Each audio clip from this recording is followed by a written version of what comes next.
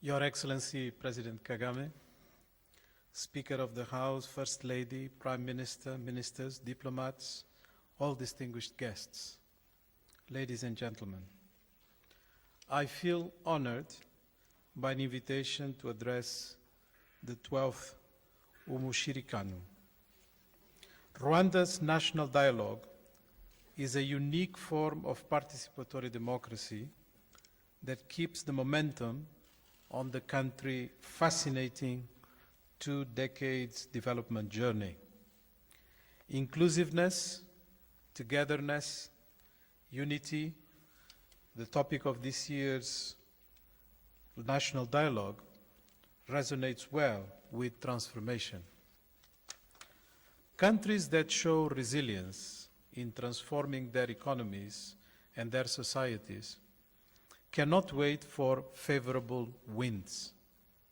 Often, they generate their own winds to sail through, sometimes stormy weather, in order to change the course of their economic and social history. Ladies and gentlemen, Finland sees the opportunity in the global electronics industry and the process of European integration to accomplish a significant structural change of its economy. Finland remained relatively poor and agrarian until post-World War II. At the beginning of the 19th century, the semi-autonomous Grand Duchy of Finland, a dependency of the Russian Empire, observed the benefits of industrialization in Britain. Finland was not equipped with the financial, infrastructural, or entrepreneurial resources to follow the British example. Through a concerted political process, internally and with the rulers in St. Petersburg, a bit distracted by what was going on, Finland entered into a transformation from an agrarian to an industrial society despite all odds. Finland began its irreversible transformation process largely due to processed forest products, exporting them, improving its technological knowledge and labor productivity. It created its own winds. Building on this strength, it ramped up its ambitions, playing catch-up with most advanced nations of the time. Pulp and paper became Finland's rite of passage into global value chains. The Finnish example is worth taking note because nowhere else has the forest sector similarly been the economic engine of a country. Several large forest-based corporations created the basis for even more development, enabling, through the highest-ranking education country right now, Finland, bright young people to acquire education and skills to support the transition from wood to electromechanical products like producing Walkmans and VCRs, and later to digital products like computers, mobile telephones, etc. With its industrial base showing limitations in the 80s, Finland nevertheless decided to become an information society. Nokia is the most emblematic brand in the country, but also a city in Finland. Finnish people remember the times when they were wearing the same black Nokia rubber boots that signify Finnishness in relation to competing brands of lesser quality. The boots got their name from where they were produced, and when the Boots company merged with the wood processing giants, they turned that success into an expanding conglomerate that eventually was the nurse of the electronics giant we know. These days, Nokia is in trouble, but its past success is still behind Finland's remarkable achievements. As inspiring for Rwanda as a country like Finland may be, with less population and a GDP per capita 100 times the one of Rwanda, being a latecomer does not allow to completely follow the same route. But being a latecomer has advantages too. Rwanda's creativity can be its ability to create hives of collaboration and innovation between public, private, and research and development institutions. In other words, dynamic clusters around its natural resources-based economy. This is a lesson Rwanda can learn from.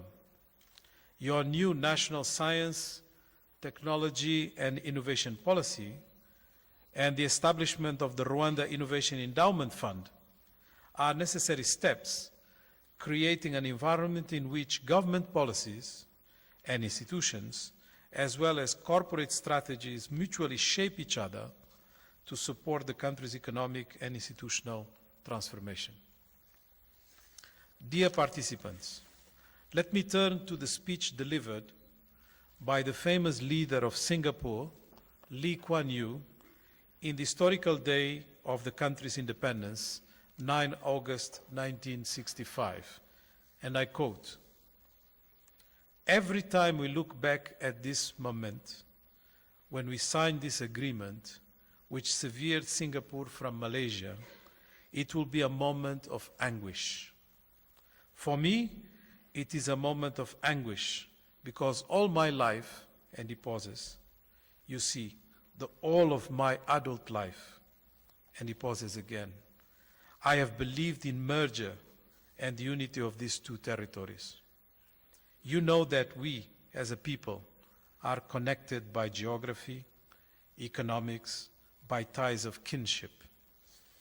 End of quote. Lee Kuan Yew was apologizing for not succeeding in keeping Singapore in Malaysia, in tears, but also with rage. He knew that a new country without natural resources, no real economic activity, apart from a port used for opium trade, and a mammoth hostile neighbors would be very difficult to govern. I will not dwell on the Singaporean example.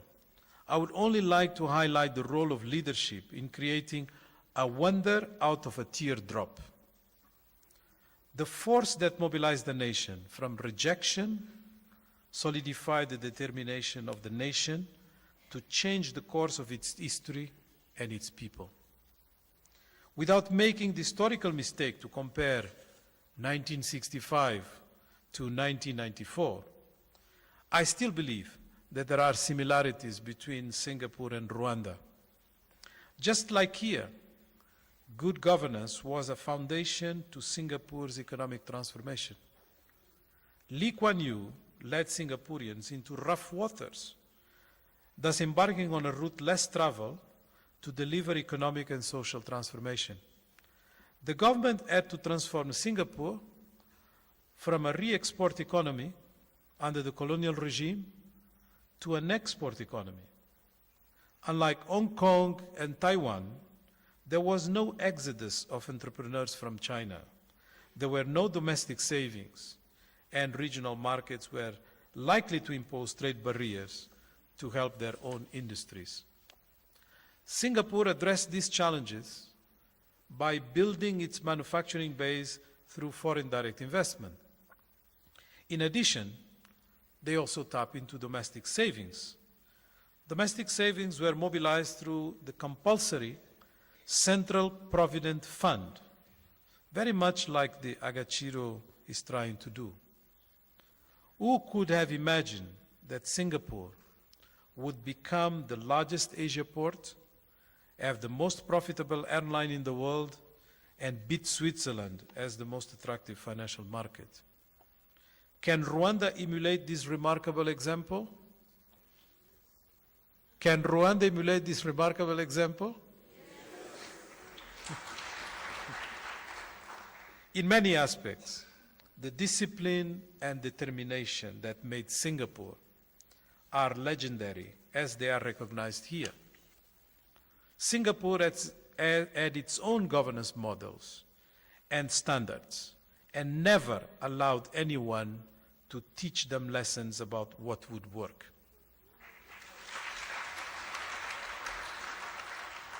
They were severely criticized, paid the price for the very beginning, but at the end, they had the last laugh. Dear participants, just like Uruguay in South America, nestled between two giants, Argentina and Brazil, Rwanda has huge neighbors demographically and geographically. When Uruguay suffered the spillover effects from Argentina economic troubles between 1999 and 2002, its economy plunged by 11% and unemployment climbed to 21%. In response to the magnitude of the challenges, the government of the Broad Front, in power since 2004, adopted a blend of investor-friendly policies coupled with redistributive social policies. The economy subsequently grew at an impressive annual rate, close to 7%, during the 2004 and 2008 period. Uruguay's export markets have been diversified, and in 2005, the country became the largest exporter of software in South America. Initiatives to change the social fabric are being implemented. For instance, the government instigated a $240 million national plan to address the social emergencies, providing $75 monthly conditional cash transfer to over 100,000 households in extreme poverty.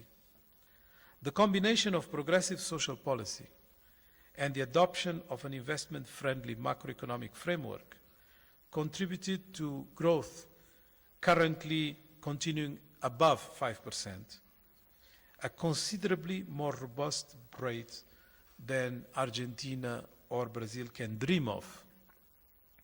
Part of the success was attributable to Uruguay offering what the giants could not: predictability, easiness, and reliability of a first-class public service. The country turned its peaceful and security environment into an attractive call for investors, looking not to its market, but to its neighbors. Your Excellency, dear participants, much of the success achieved so far in Rwanda hinges on the belief on the power of its ideas, self-reliance, resilience, as well as on the forging of homegrown and innovative solutions that are now globally known. The achievements now are the base for looking into a high gear as the challenges to reach 11.5% growth target are not to be discounted. Though the winds may not be favorable, the national dialogue process offers a unique opportunity to fully explore possibilities for a dynamic Rwanda. The magnitude of the shifts into higher growth, such as industry and services, needs to be accelerated. Policies such as those implemented in Finland could see Rwandan minerals follow a transformation path as the forestry sector did in Finland. Finland exemplifies the learning organizational model in which institutional environments mold the functioning of the economy, the manner in which economic agents go about running their business, and the nature of their interaction. Singapore shows adversity is the beginning of a journey, not its end. And Uruguay shows that small can indeed be beautiful in many unsuspected ways. A national dialogue contributes to the development of institutional arrangements and social compacts between the governor or the government and the governed. To be successful and endure the test of time, these changes must be rooted in Rwanda's cultural, political, and economic history. In this respect, It is for Rwandans to define the economic transformation that will make it an industrialized nation. This has already been very well articulated in Vision 2020 and its supporting EDPR planning and strategic framework. In defining this transformation, Rwanda, like Finland, Singapore, or Uruguay, ought to identify which key choices could shape a prosperous future for all. In the pursuit of structural transformation, I am pleased to see that Rwanda learns from Africa and beyond. This is exemplified in Rwanda's strategy to develop its aviation sector. In Ethiopia, unlike popular knowledge, coffee is not the leading foreign exchange contributor. Air transportation is. The support that the government is providing to Rwandair is laudable. To be sure, it is a high-risk venture in a non-competitive closed market. But it is strategic in every sense of the word.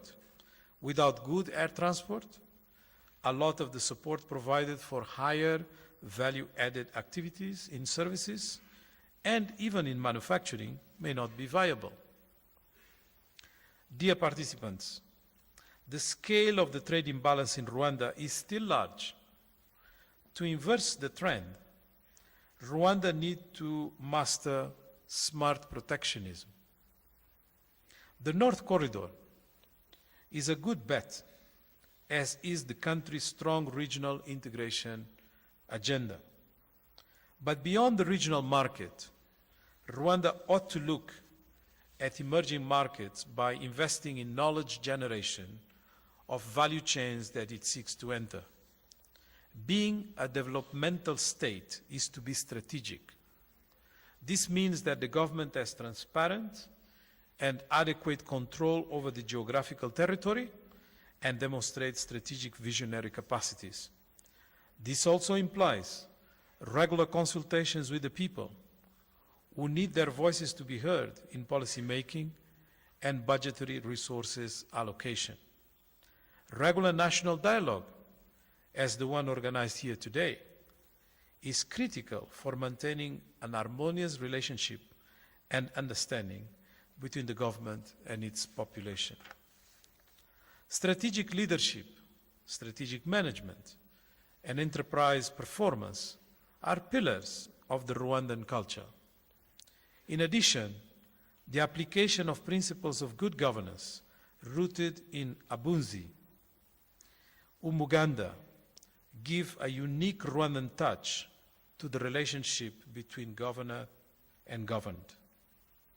The governed, in their contribution to Rwanda, have to use their judgment to make the process rest on a creative exchange for improvement, diligence, motivation, commitment from leaders will create and maintain environments that boost these same qualities. Leaders have a responsibility to increase their level of competency in order to contribute to the learning environment that made other nations succeed and prosper, like the ones I just mentioned. In this respect, national dialogues as an accountability framework represent an honest assessment of the principles that guide the relationship between government and its people. Finally, courage and faith are required as the expected results may not materialize in expected time. It can take generations to achieve structural transformation. To withstand the test of time and to stay the course, it requires a solid social compact.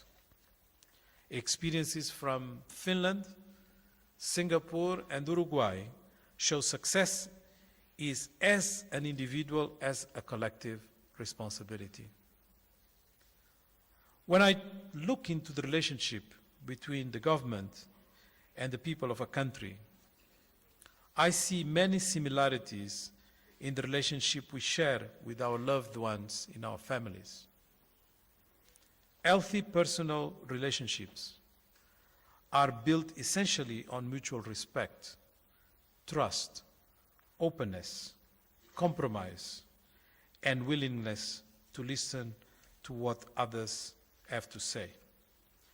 Every country has to discover its path to development by identifying the most valuable asset in each moment of its transformation. Predictability can be more valuable at a point, inclusivity on another, safety yet on another, and so on. Many ingredients make a successful development experiment, but it is not a zero-sum game. It is complex. It is unique. Rwanda has been demonstrating it knows its way. Thank you.